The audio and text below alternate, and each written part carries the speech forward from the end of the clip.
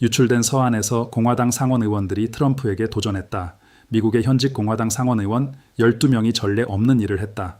그들은 도널드 트럼프에게 공적 정치 무대에서 완전히 물러나라고 공개적이고 공식적으로 요구했다. 이는 조용한 대화도 아니었고 익명의 보좌관들이 흘린 소문도 아니었다. 이는 같은 당 소속 입법자 12명이 서명한 공식 서한이다. 이들은 모두 한때 트럼프를 지지하는 플랫폼으로 선출되었고 이 서한은 2월 18일 공화당 전국위원회 지도부에 직접 전달되었다. 2월 21일이 되자 그 내용은 이미 3개의 주요 전국 매체에 동시에 유출되어 있었다. 이것은 의견 논평도 아니고 기록에 남기지 않는 조건으로 말한 불만 많은 기부자의 사적인 하소연도 아니다. 이는 세계 입법부에서 가장 영향력 있는 직책들 중 일부를 차지한 12명의 서명으로 뒷받침된 엄숙한 문서이며 자기 당에서 가장 강력한 인물에게 이제는 한 발 물러설 때가 되었다고 말하는 것이다. 전직 대통령의 당 혹은 이 경우 현직 대통령의 당 소속 현직 상원 의원들이 이런 문서에 서명한다는 것은 워싱턴의 표면 아래에서 지각 변동이 막 일어났다는 명백한 신호다. 모든 업데이트를 알고 싶다면 지금 구독하라. 이 상황은 매우 빠른 속도로 전개되고 있으며 앞으로 벌어질 일을 놓치고 싶지 않을 것이기 때문이다. 그렇다면 그 서한은 정확히 무엇을 말하고 있는가? 어떤 사건들의 축적이 공화당 상원 의원 12명을 그토록 극단적인 선을 넘게 만들고 그것을 문서로 남기게 했는가? 그리고 이것은 다음 선거를 향해 가는 공화당의 미래에 어떤 의미를 갖는가? 또한 핵심적인 의문으로 수되는 이 나라의 지배적인 정치 세력을 억제할 수 있는 기관이 아직 남아있는가? 벌어진 일의 모든 조각을 하나씩 해부해보자. 그 결과는 지금까지 많은 사람들이 파악한 것보다 훨씬 더 깊기 때문이다. 이 지점에 어떻게 이르렀는지를 이해하려면 지난 6개월 동안 상원 내 공화당 블록 내부를 살펴봐야 한다. 밖에서 보기에는 겉으로는 당열된 모습 혹은 최소한 규율 잡힌 침묵처럼 보였다. 공동 기자회견, 일치된 표결, 별다른 문제 없이 작동하는 위원회들. 그러나 그 외관 뒤에서는 이번 주 기자들과 이야기한 내부 역학을 직접 알고 있는 여러 소식통에 따르면 사적인 균열이 점점 더 뚜렷해지고 있었다. 예전에는 트럼프를 자동적으로 방어하고 어떤 비판도 단순한 당파적 책략으로 치부하던 상원 의원들이 폐쇄된 환경에서 다른 종류의 대화를 하기 시작했다. 비공개 회의, 상원 탈의실, 의원 전용 식당, 신뢰하는 동료들 사이의 보안 통화. 바로 그곳에서 상원의 진짜 맥박이 뛴다. 균열은 단 하나의 고립된 사건에서 비롯된 것이 아니었다. 그것은 점진적인 누적이었다. 진행 중인 사법 절차, 선출된 공화당원들에게 절대적 충성의 증거를 공개적으로 요구하는 일, 트럼프의 선호와 충돌하는 사안에서 자신의 판단에 따라 표결한 상원 의원들에 대한 직접적인 위협. 하지만 사적인 불만을 집단적이고 서면화된 요구로 끌어올린 정확한 촉매는 2월 14일에 발생했다. 그날 트럼프는 소셜미디어에 글을 올려 현직 공화당 상원 의원 4명을 이름으로 지목했고 그들을 배신자라고 부르며 절차적 사안에 대한 표결 때문에 후폭풍을 맞게 될 것이라고 경고했다. 그 게시물에는 이름과 주가 포함되어 있었다. 그는 공화당 지지층에게 거침없이 그 이름들을 기억의 색이라고 말했다. 그날 밤 관련된 여러 사무실의 팀과 대화한 의회 담당 기자에 따르면 4명 중 적어도 2명의 상원 의원은 이미 구조적인 대응을 마련하기 위해 동료들에게 연락했다. 두 사무실 사이의 대화로 시작된 것은 2월 17일까지 12명을 아우르는 조율로 바뀌었다. 서한은 하루 만에 작성되었고 18일 아침 서명되었으며 워싱턴의 대다수가 알기 전에 RNC 지도부에 도착했다. 이것이 전체 그림이다. 전문을 본 기자들에 따르면 그 서한은 4페이지로 되어 있다. 그 서한은 당에 대한 명확한 헌신의 선언으로 시작한다. 서명자들은 자신들을 경력 내내 보수적 의제를 지지해온 충성스러운 공화당원으로 제시한다. 이 도입부는 의도적이다. 그들이 배신자, 라이노 혹은 현재의 당에서 무게가 없는 오래된 기성세력 인물들이라는 쉬운 주장을 무력화하기 위한 것이다. 이 12명은 가까스로 의석을 얻은 주의 중도파가 아니다. 몇몇은 강력한 공화당 지역을 대표한다. 그들의 표결 기록은 그들을 그룹 내에서도 가장 보수적인 축에 놓이게 한다. 그들은 당의 반대자로서 쓰고 있는 것이 아니라 자신들이 진정으로 당을 지키고 있다고 믿는 사람들로서 쓰고 있다. 그 문서를 읽은 이들의 검토에 따르면 문서의 핵심은 3가지 중심 사안을 중심으로 돌아간다. 첫째, 공화당 선출직 공직자들에 대한 트럼프의 지속적이고 공개적인 공격은 당기 통치하고 2026년에 경쟁할 능력을 약화시키고 있다. 둘째, 트럼프 주변에 누적된 법적 부담은 충성스러운 지지층만으로는 일반 선거 상황에서 보완할 수 없는 선거적 짐이 되었다. 셋째, 그리고 이것이 RNC 지도자들을 읽는 순간 경악하게 만든 부분이었다. 만약 트럼프가 자발적으로 현역 정치 지도부에서 물러나기로 결정하지 않는다면 서명자들은 공개적으로 공화당의 대안을 추진하기 시작하고 위원회에서의 지위, 자금 조달 네트워크, 그리고 영향력을 사용해 그것을 밀어붙이겠다는 것이다. 그 마지막 부분은 정중한 요청이 아니다. 그것은 미국 상원의원 12명이 서명한 최후 통첩이다. 여기까지 이 내용이 와닿는다면 좋아요를 눌러라. 바로 여기서 상황은 정말로 심각해진다. 서한은 오랫동안 사적 영역에 머물지 않았다. 전달된 지 단 3일 뒤인 2월 21일, 그 핵심은 이미 세계의 다른 매체에 상세히 돌고 있었다. 22일 아침, 그중 한 매체는 서한의 시작과 끝 문단을 그대로 제시한 것이라고 보도했다. 유출은 우연이 아니었다.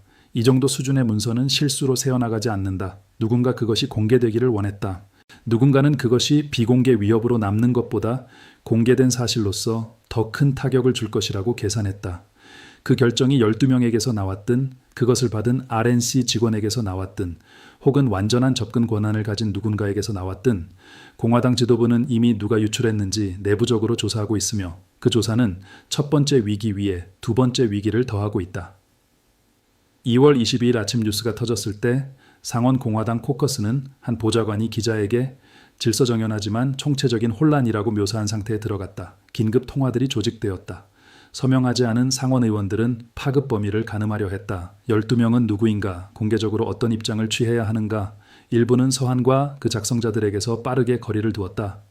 다른 이들은 여러 사무실의 소식통에 따르면 왜 자신들이 논의에 포함되지 않았는지 동료들에게 사적으로 물었다. 그 두 번째 반응, 즉 상원 의원들이 왜 자신들을 초대하지 않았는지 묻는 것은 시사하는 바가 크다.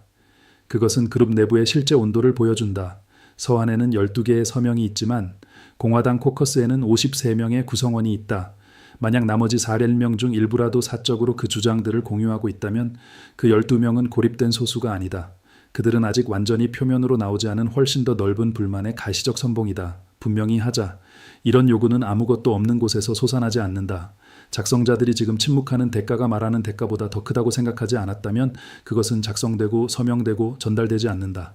공화당 강세주의 현직 상원 의원에게 그 계산은 가볍지 않다. 그들은 자신의 유권자를 알고 위험을 알고 있으며 그들 중 12명은 침묵이 더 비싸다고 결론 내렸다. 움직이지 마라. 가장 충격적인 것은 이제부터다. 절정은 2월 22일 밤에 찾아왔다. 12명 중 1명이 아니라 코커스 가까운 지도부 직책에서 10년 넘게 활동한 고위 공화당 상원 의원이 이 문제에 대해 처음으로 카메라 앞에서 말하는 데 동의했다. 그의 신원은 두 매체에 의해 보도되었지만 공식 확인 전까지는 보류되어 있다. 그는 트럼프를 방어하지 않았다. 서한을 실수라고 치부하지도 않았다. 오히려 그는 카메라 앞에서 그 문서가 공적 기록이 보여주는 것보다 코커스 내에 더 널리 퍼진 감정을 반영한다고 말했고 서명자들이 진지함과 신념을 가지고 행동했으며 공화당이 더 이상 무기한으로 미룰 수 없는 진로상의 갈림길에 서 있다고 말했다. 서한에 서명하지 않은 지도부 인물이 카메라 앞에서 한 이 발언은 이 이야기를 주목할 만한 수준에서 역사적인 수준으로 끌어올렸다. 이는 그들이 혼자 행동하는 12명의 특이한 인물들이 아니라는 것을 확인한다. 그들은 먼저 한 걸음을 내디딘 12명이고 최소한 1명이 공식적으로 동참하지는 않았지만 공개적으로 그들을 지지했으며 또 얼마나 될지 모르는 이들이 자신들도 앞으로 나아갈지 결정하기 전에 가까이서 지켜보고 있다는 뜻이다. 이것은 정당 역사에서 전례 없는 일이 아니다. 1974년 여름을 떠올려보자. 영향력 있는 공화당 상원 의원들은 아직 공개적으로 말할 용기는 없었지만 사적으로 서로에게 말하기 시작했다. 닉슨은 버티지 못할 것이며 증거는 압도적이고 임계점을 넘어 그에게 묶여 있으면 단기 침몰할 것이라고. 분열은 개인적 단계, 그 다음 집단적 단계, 그리고 그에게 표가 없다고 말했던 유명한 백악관 방문으로 이어졌다. 사적인 것에서 공적인 것으로, 비공식적인 것에서 제도적인 것으로. 정치와 법률 전문가들은 그 패턴을 즉시 알아본다. 전 상원 다수당팀 책임자이자 하버드 케네디 스쿨 선임 교수인 데이비드 리스먼은 2월 22일 언론에 40년 동안 상원 공화당 정치를 지켜본 가운데 이렇게 많은 미국 현직 상원 의원들이 서명한 이런 서한은 저절로 치유되지 않는 구조적 단절을 의미한다고 말했다. 그는 내부 긴장을 다루는 일반적인 비공식 채널 대신 서면 문서를 선택했다는 것은 서명자들이 그 채널들이 더 이상 작동하지 않는다고 결론 내렸음을 보여준다고 강조했다. 상원 의원들이 전화 한 통으로는 충분하지 않고 종이와 서명이 필요하다고 결정할 때 그들은 대화를 찾는 것이 아니다. 역사적 기록을 남기려는 것이다. 이런 일이 일어날 수 있다고 느꼈다면 댓글을 남겨라. 모두 읽는다. 헌법학 교수이자 전 상원 법사위원회 고문인 안드레아 바스케스는 22일 밤 MSNBC에서 서한의 세 번째 주장, 즉 위원회 직위와 기부자 네트워크를 사용해 공화당 대안을 추진하겠다는 명시적 약속은 단순한 불만으로 보일 수 있는 것을 실제 제도적 힘을 가진 도구로 바꾼다고 말했다. 상원 의원들은 위원회 배정, 소환장, 인준청문회, 입법 일정을 다룬다. 그것은 수사가 아니라 정치적 근육이다.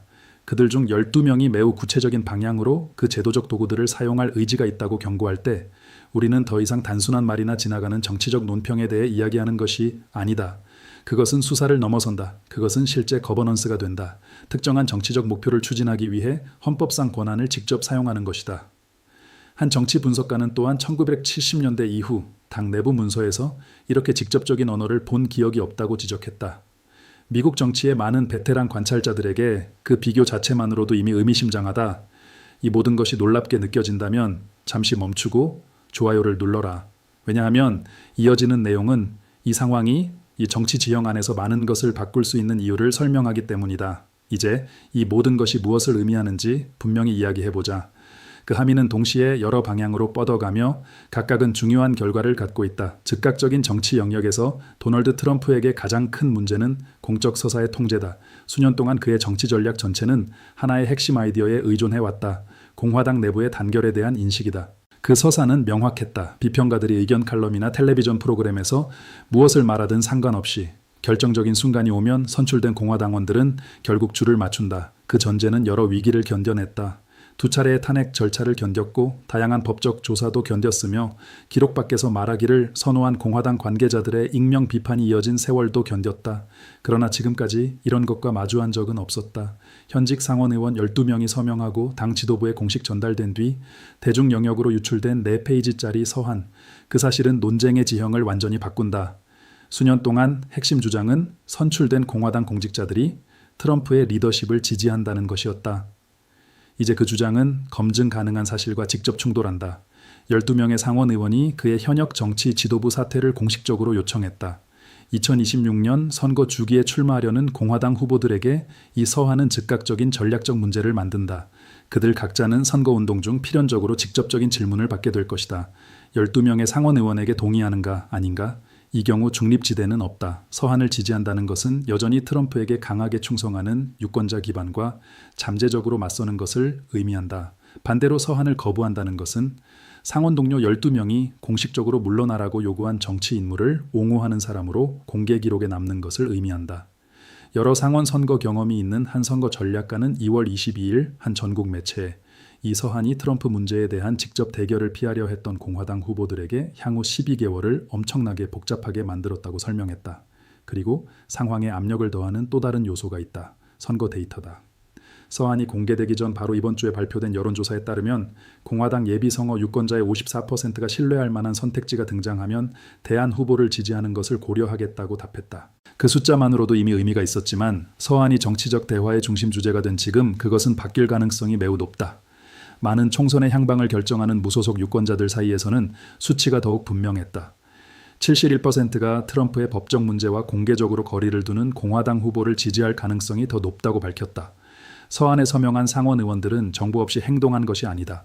그들은 인구통계 연구, 여론조사, 유권자 분석에 접근할 수 있다. 일반 유권자가 어떻게 행동하는지 완벽히 알고 있으며 그럼에도 그들 중 12명은 장기적 정치 현실이 당 지지층의 즉각적인 부정적 반응이라는 위험보다 더 중요하다고 판단했다. 그러나 제도적 함의는 훨씬 더 깊다. 리퍼블리칸 내셔널 커미티, 상원 공화당 블록의 지도부, 백악관 정치 운영과 공화당 의원들 사이에 조정 메커니즘을 포함한 당의 공식 통치 구조는 이제 자기 구성원들이 만든 공개 문서를 안고 작동하고 있다. 그 과정에 가까운 여러 소식통에 따르면 위원장은 공식 대응을 논의하기 위해 2월 24일 집행위원회 긴급회의를 소집했다. 문제는 가능한 선택지가 간단하지 않다는 것이다. 서한을 규탄하면 당내 균열을 더 깊게 만들 수 있다. 무시한다면 문서의 전제를 암묵적으로 받아들이고 그 내용을 논의하게 된다. 내부 협상을 열게 될 것이며 그 결말은 완전히 불확실하다. 그건 그렇고 이 분석이 유용하다면 좋아요를 눌러라. 더 많은 사람들이 이런 종류의 콘텐츠를 찾는데 정말 도움이 된다. 트럼프의 공개 반응은 2월 22일 이른 아침부터 시작된 일련의 소셜미디어 게시물을 통해 나왔다. 그 메시지들에서 그는 서한을 거짓말이라고 규정했고 서명자들을 배신자와 겁쟁이로 묘사했으며 정보기관 내부의 익명 인물들이 자신을 정치적으로 해치기 위해 유출을 조직했다고 비난했다. 또한 그는 지목된 상원의원 2명을 직접 언급했고 그들 자신의 유권자들이 책임을 요구할 것이라고 주장했다. 그는 또한 충성심이 부족하다고 여겨지는 공화당원을 묘사하는 용어인 리노라는 단어를 4개의 서로 다른 게시물에서 11번 사용했다. 마지막으로 그는 보고서에 언급된 모든 상원 의원들을 상대로 예비선거 도전을 추진할 것을 요구했다.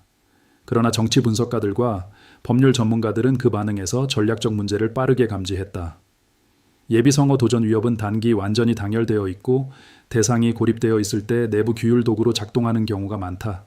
하지만 12명의 상원 의원이 같은 문서에 서명하면 역학은 완전히 달라진다. 한 명의 상원 의원을 위협하는 대신 그 전략은 각기 다른 12개 주에서 12명의 상원 의원에게 동시에 도전하는 것을 의미한다. 각각은 자기만의 정치 환경과 선거 역학을 갖고 있다. 그것은 막대한 자원, 시간, 돈, 조직을 필요로 한다.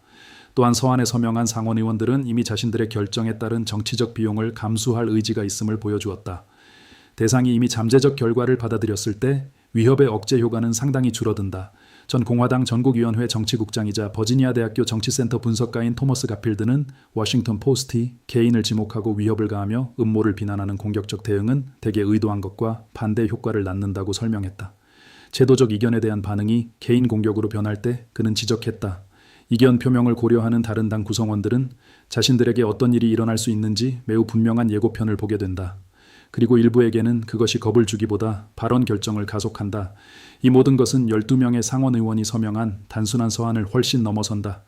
실제로 그것은 당 내부 작동 방식에 대해 훨씬 더 깊은 질문을 제기한다. 핵심 문제는 공화당이 아직 내부에서 진로를 바로잡을 수 있는 내부 메커니즘을 갖고 있는가 하는 것이다. 상원 의원들은 여러 제도적 도구를 가지고 있다. 상원 본회의 표결, 위원회 영향력, 공적 정당성, 그리고 헌법상 조언과 동의의 권한. 그 도구들이 외부를 향해 사용될 때 그것들은 정상적인 정치 시스템의 일부다. 그러나 그것들이 자기 당 내부를 향해 사용될 때 그 효과는 변혁적일 수 있다. 그래서 서한은 단순한 정치적 요구가 아니라 제도적 시험으로도 기능한다. 서명자들은 당의 통치 구조가 공식적인 내부 도전에 합법적 경로로 대응할 것인지 아니면 가능한 유일한 반응이 개인적 대립과 선거 위협뿐인지 서면으로 묻고 있다.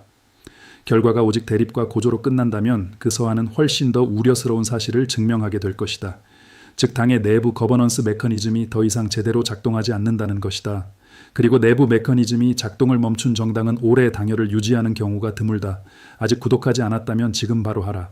이런 종류의 심층 정치 분석은 다른 곳에서 좀처럼 찾아보기 어렵다. 한편 상원 공화당 지도부는 최근 정치에서 가장 민감한 순간 중 하나에 직면해 있다. 다수당이든 소수당이든 상원의 내부 운영은 의회 블록의 결속에 크게 의존한다. 상원 의원들이 매우 가치 있게 여기는 위원회 배정은 구성원들과 지도부 사이의 협력에 달려있다. 만약 12명의 상원 의원이 자신들의 정치적 영향력, 위원회에서의 무게, 그리고 모금 네트워크를 다른 방향으로 돌릴 의지가 있다면 코커스 내부의 권력 균형은 빠르게 변할 수 있다. 그리고 다른 상원 의원들이 자신들도 그 그룹에 합류해야 하는지 묻기 시작한다면 상원 지도부는 전통적인 정치적 보상과 처벌 도구만으로는 해결할 수 없는 상황에 직면할 수 있다. 그래서 앞으로 며칠이 핵심이다. 2월 24일 공화당 전국위원회 긴급회의에서 무슨 일이 벌어지는지 지켜보라. 서명자 중 누군가가 다음 72시간 동안 텔레비전에 공개적으로 출연해 자신의 입장을 설명하는지 지켜보고 다른 상원 의원들이 서한에 제시된 주장들에 공개적으로 동조하기 시작하는지 주목하라. 그것들이 12명 그룹이 반란의 최고점인지 아니면 단지 시작일 뿐인지를 보여주는 지표가 될 것이다. 현재로서는 이것이 사실이다. 미국의 공화당 상원 의원 12명이 도널드 트럼프가 현역 정치 지도부에서 물러날 것을 요청하는 서한에 서명하고 공식 제출했다. 그 문서는 이미 공개되었고 서한에 서명하지 않은 적어도 한 명의 상원 의원은 그 안에 반영된 감정이 공식 기록에 나타난 것보다 더 넓을 수 있다고 밝혔다. 리퍼블리컨 내셔널 커미티는 긴급 집행 회의를 소집했다. 트럼프는 개인 공격과 예비선거 도전 위협으로 대응했으며 상원 내부에서도 마찬가지다. 많은 의원들은 자기 구성원들에게서 나온 공식 도전에 기관이 어떻게 반응할지 주의 깊게 지켜보고 있다. 이것은 다음 뉴스가 나오면 사라질 또 하나의 정치 논란이 아니다. 현직 상원 의원 12명이 서명한 서한은 공식 문서다. 서명되었고 날짜가 적혀 있으며 기자들, 당 관계자들, 대중의 손에 들어갔고 철회될 수 없다. 그 서한에 서명한 상원 의원들은 그것이 무엇을 의미하는지 정확히 알고 있었고 그럼에도 그렇게 하기로 결정했다. 2월 24일 회의에서 벌어지는 일은 당의 제도들이 아직 합법적 메커니즘을 통해 내부 도전을 처리할 수 있는지를 드러낼 수 있다. 앞으로 2주 동안 상원 코커스 내부에서 벌어지는 일은 서명자 그룹이 커질지 줄어들지 아니면 그대로 남을지를 보여줄 것이다. 그리고 2026년 예비선거에서 벌어질 일은 공화당 지지층이 서명한 상원 의원들의 정치적 계산을 지지할지 아니면 트럼프의 경고를 지지할지를 결정할 것이다. 균열의 증거는 이미 공적 기록에 문서화되어 있다. 요구는 공식적으로 제출되었고 이제 정말 중요한 질문은 하나만 남아있다. 기관은 어떻게 대응할 것인가? 이 내부 논쟁 안에서 이렇게 많은 것이 걸린 적은 없었다. 문서화가 이렇게 명확했던 적도 없었다. 그리고 한 정당의 선출직 공직자들이 자기 당의 정치 지도자를 제안하기 위해 자신들의 제도적 권한을 사용할 수 있는가라는 헌법적 문제도 이렇게 즉각적이었던 적이 없었다. 이제 이런 종류의 분석이 당신에게 가치를 준다면 잠시 멈추고 좋아요 버튼을 눌러라. 그것은 이 정보가 더 많은 사람들에게 도달하는 데 도움이 된다.